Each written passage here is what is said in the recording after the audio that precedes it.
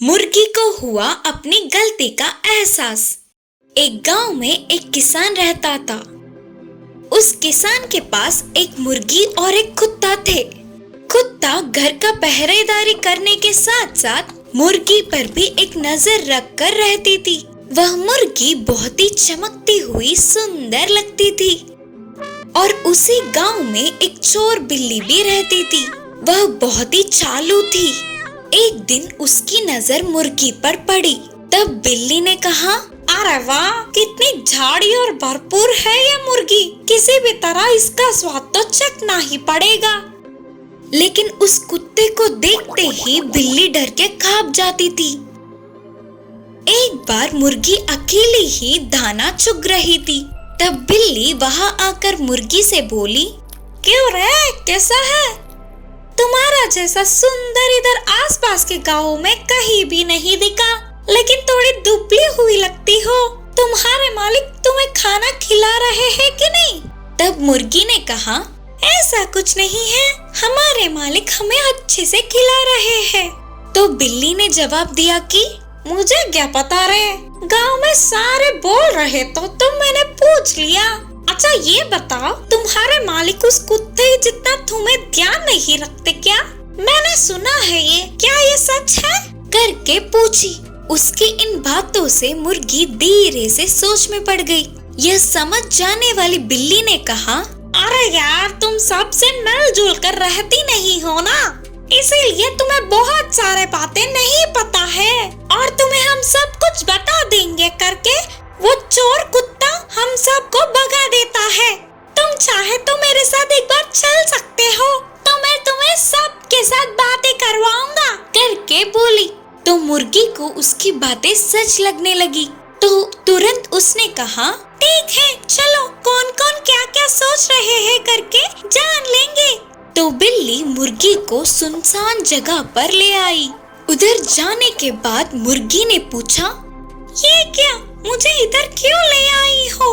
तब बिल्ली ने हंसते हुए कहा, अरे पगली, कौन भले लोग हैं और कौन बुरे, ये तक ना पहचानने वाली तेरे जैसे लोगों को जीना व्यर्थ है, इसीलिए तुम्हें स्वर्ग में भेजने के लिए ले आई हूँ। बोलते हुए उस पर कूद के चिढ़ने गई। इतने में पता नहीं कि यह कुत्ता कहाँ से आया, लेकिन कूद कर उस पे गिरा और बार बार काट काट के बिल्ली को उधर से भगा दिया। चुगलियों को मानकर कुत्ते पर शक करने से शर्म से उसने अपनी सिर को झुका लिया। उस दिन से मुर्गी ने फिर से कभी भी कुत्ते पर शक नहीं किया। डायनोसर का अंडा। सुबह होते ही रामेश्वर शहर जाने के लिए तैयार हुआ और कहा, अरे छोटू, मैं शहर जा रहा हूँ, उधर थोड़ा काम आया, वो होते ही जल्दी लौट आऊंगा।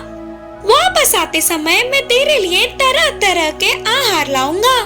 तब तक ना तू अंदर ही रह, कहीं बाहर मत जा और नए लोगों से सावधान। बोलकर डायनासोर को सतर्क करके रामेश्वर शहर के लिए निकल पड़ा। ये सब घर के बाहर ही खड़े भीमेश ने सुना और बोला, रामेश्वर तो शहर जा रहा है, इसका मतलब अब ये शाम तक नहीं लौटेगा और तब तक मुझे इस छोटू की खबर लेना होगा।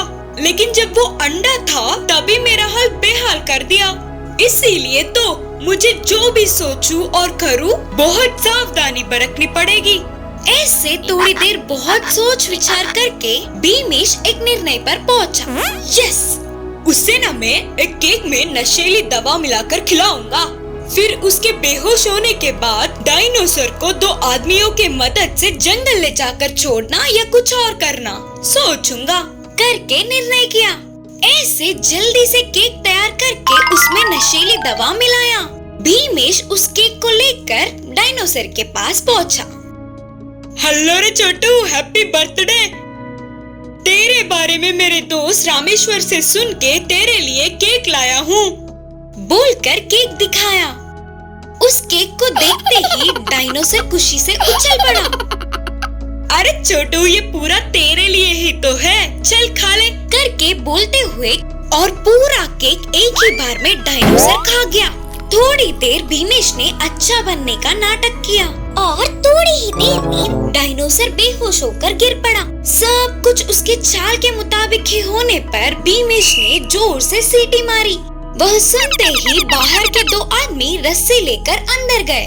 भीमेश और उसके आदमी मिलकर छोटू को रस्सी से बांधने की कोशिश करते रहे।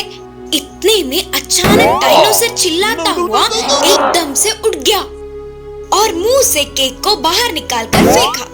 ये सब देख भीमेश चौंक गया। बाप रे बाप, केक को चबाकर खाने के बजाय इसने होशियारी से मुंह में ही रखा। इसमें भी उस रामेश्वर की बुद्धि ही आई। डायनासोर जोर से चिल्लाता हुआ भीमेश और उसके दो आदमियों को हवा में उछल उछल कर बहुत पीटा।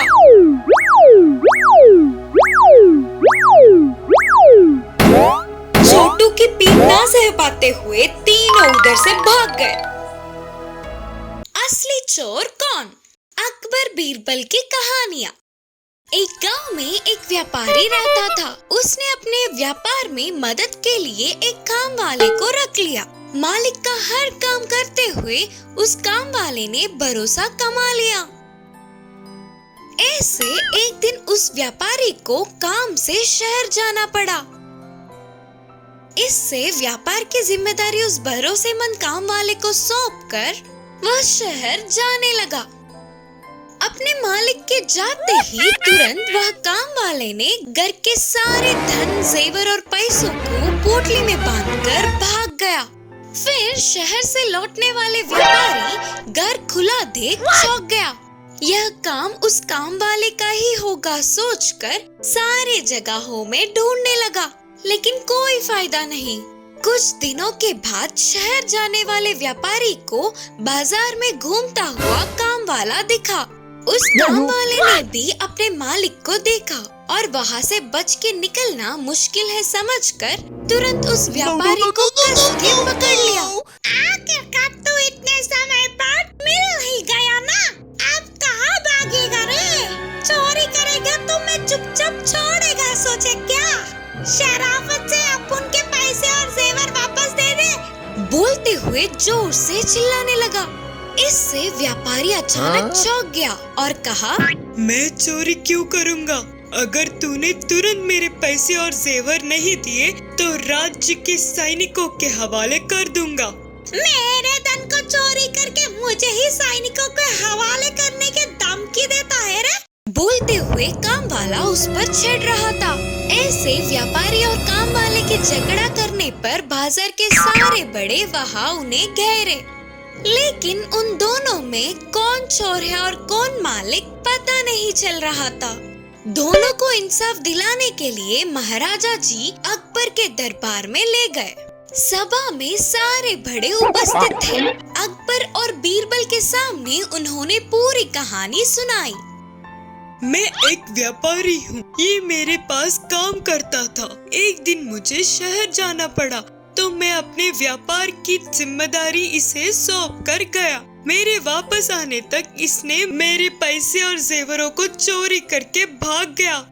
फिर से अभी दिखा, मुझे मेरे धन को वापस दिलाओ महाराज। मालिक ने कहा। फिर काम वाले ने कहा, महाराजा जी को मेरा प्रणाम। ये सच को छुपाकर उल्टा सीधा कह रहा है। यही तो मेरे पास काम करता था। मेरे घर में ना होते समय अच्छा सा मौका देख मेरे पैसे और जेवरों को चोरी कर लिया। अब मैंने इसे पकड़कर पूछा तो मुझे ही चोर बना रहा है। मेरे धन को मुझे वापस दिलाओ महाराज। बोलकर काम वाले ने बातें बनाए। सभा में सबको दोनों की बात सही लगी। यदि अगर अभी इंसाफ गलत हुआ तो एक ही व्यक्ति का 2 बार नुकसान होगा। लेकिन इनमें से असल में चोरी किसने की करके सारे सोच में पड़ गए। बीरबल ने एक सैनिक को बुलाकर दोनों को ले जाकर फांसी के फंदे के पास खड़ा करने को कहा। फिर उन दोनों का सिर फंदे में रखवाया। अब मेरे कहे हुए काम वाले का सिर काट डालो करके बीरबल के बोलते ही तुरंत सच्चा काम वाला डर से अपने सिर को निकाल दिया। इस तरह चोर की चोरी पकड़ी गई। उससे पैसे और जेवरों को लेकर व्यापारी को देते हैं। व्यापारी बहुत खुश हुआ और उस काम वाले को कठिन सजा सुनाया। समय रहते ही चोर की चोरी पकड़ने वाले बीरबल की सभी ने तारीफ की। इस कहानी की सीख है कि धोखा किसी न किसी दिन तो सामने आएगा ही।